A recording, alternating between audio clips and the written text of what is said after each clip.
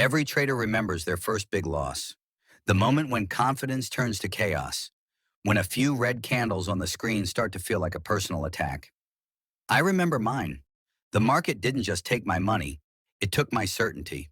And that's when I finally understood what Jesse Livermore meant when he said, "The game taught me the game, and it didn't spare me the rod while teaching." Comment hook.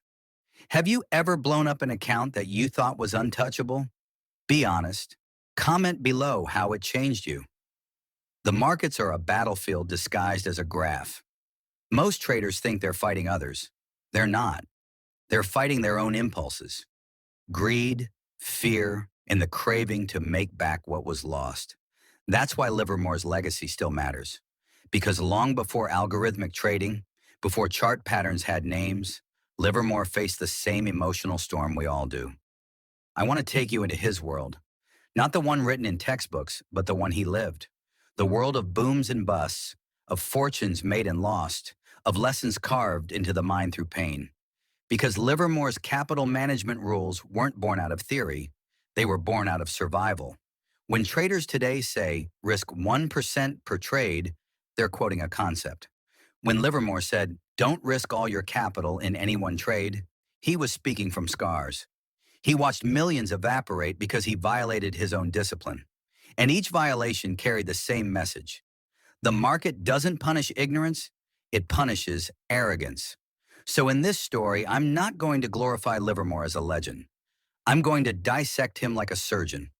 The wins, the collapses, and the rules that kept him in the game when everyone else was wiped out. These are the 3 rules of capital management that Livermore himself learned the hard way. The rules that could have saved countless traders from ruin if they'd listened. But before we reach the rules, we need to understand the mindset behind them. Because no rule survives if the trader behind it lacks control. Think about this. Livermore made and lost entire fortunes multiple times. Yet despite the devastation, he kept returning. Sharper, more disciplined, and more detached. Why? Because he understood something most traders never grasp. That capital is not just money, it's opportunity. The moment you lose it recklessly, you've surrendered your ability to fight another day. So as we begin this deep dive into his philosophy, I want you to forget what you've read on trading blogs. Forget what the influencers say about risk management. We're not talking about spreadsheets and stop-loss ratios.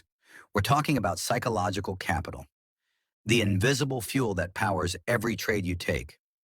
Livermore wasn't just managing dollars. He was managing his emotions, his confidence, his stamina. Every position he opened was a test of restraint. Every exit, a test of detachment. And those who fail these tests, they don't go broke because of bad trades. They go broke because they overtrade. In Livermore's words, a man must not marry his stocks. He must divorce them as soon as they show him a loss. That's not cynicism. That's survival. By the end of this documentary, you'll see why most traders lose not because they lack strategy, but because they treat their capital like an infinite resource. Livermore's entire career can be summarized in one brutal truth. The market rewards patience and punishes emotion. Most dangerous trade you'll ever take isn't with the market. It's with your own mind. Comment hook. What lie do you catch yourself believing most often in trading? This one will bounce. It can't go any lower? Share it below. You're not the only one. Livermore understood that losing money was never the problem. The problem was how traders think after losing money. Every loss plants a seed of justification, and the mind starts negotiating with itself. You average down because it's only temporary. You double your position because you just need to break even.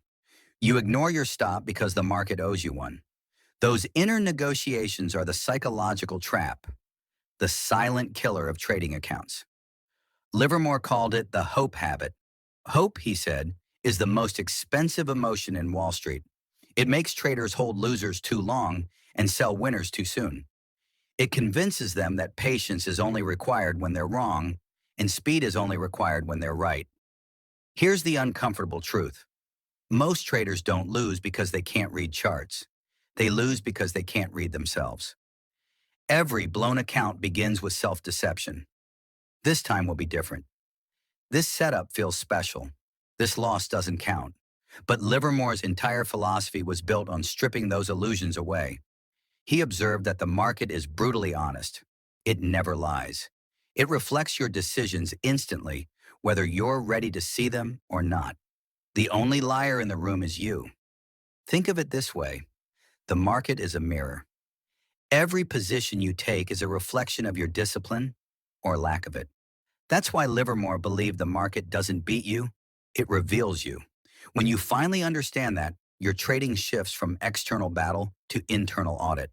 You stop asking, what's wrong with the market? And start asking, what's wrong with my behavior?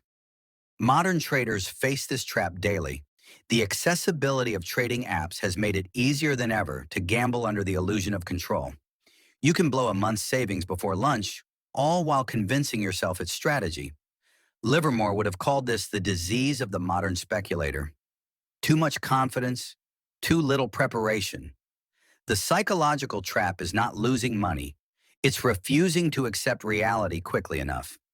And Livermore's first rule of capital management, cut losses immediately, wasn't about fear, it was about clarity. You can't manage capital if you can't manage denial. Every trader walks into the market wanting the same thing, freedom. But the paradox is brutal. The very desire for freedom is what chains most of them to losses. We tell ourselves we're here for independence, to escape the 9 to 5, to let our money work for us. Yet the market has its own definition of freedom. It gives it only to those who can control themselves completely. Comment hook. Be honest. How many times have you broken your own rules right after swearing you wouldn't? Drop your worst I knew better moment in the comments. I remember staring at my screen one morning. My plan crystal clear. Wait for confirmation. No trades before volume. 10 minutes later, I was already in, chasing a candle that looked too perfect to miss. I told myself it was intuition, not impulse. But it wasn't. It was fear of missing out dressed up as confidence. This is the paradox Livermore lived with his entire career. He knew that the market rewards discipline, yet discipline feels like inaction. And inaction feels unbearable when prices move without you. Every instinct screams, do something. But Livermore's genius wasn't that he traded better. It's that he learned when not to trade at all. He once said, it was never my thinking that made the big money for me. It was always my sitting. Most traders misinterpret that line as patience. It's deeper than patience. It's emotional detachment. Sitting is not waiting. Sitting is enduring. Enduring the urge to act. Enduring the discomfort of uncertainty. Here's the market paradox in its purest form. You must act boldly when the opportunity is real, but stay motionless when it's not. And most traders can't tell the difference. They're either paralyzed by fear or poisoned by greed. The modern trader's screen amplifies this conflict 1,000-fold. Price feeds, alerts, Discord calls, endless stimuli that turn the calmest mind into a slot machine. Livermore didn't have Twitter or TradingView, but he had ticker tape. And that was enough to teach him the same lesson. Constant information breeds emotional chaos. When you can't sit still, you destroy your own edge. Because capital isn't lost in one trade, it's drained slowly through impatience. And this is where the first crack in every trader's discipline forms. You don't blow up by accident. You bleed out through repetition. Tiny justified violations that pile up until your account mirrors your mindset. Unstable, impulsive, exposed. Every great trader eventually realizes the same truth. The market doesn't punish mistakes. It punishes the refusal to learn from them. Comment hook. What's the hardest lesson you've ever had to relearn in trading? Drop it in the comments. You might save someone else from repeating it. Jesse Livermore didn't start out as a legend. He started as a kid in a bucket shop, scribbling numbers, memorizing patterns, watching crowds chase illusions. But he had one weapon most traders still lack today: ruthless self-observation. He didn't just study the market, he studied himself in the market. Every win, every loss dissected, every impulse questioned, every mistake cataloged. That was his real edge. He said, after spending many years in Wall Street and after making and losing millions of dollars, I want to tell you this. It was never my thinking that made big money for me. It was my sitting.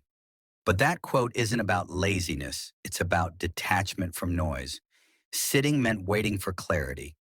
And clarity only comes when you've stopped reacting emotionally. Livermore believed that the market always tells the truth, but most traders can't hear it because their ego is too loud. They want to be right more than they want to be rich. That's why he viewed ego as the most dangerous form of leverage. It multiplies your mistakes faster than your profits.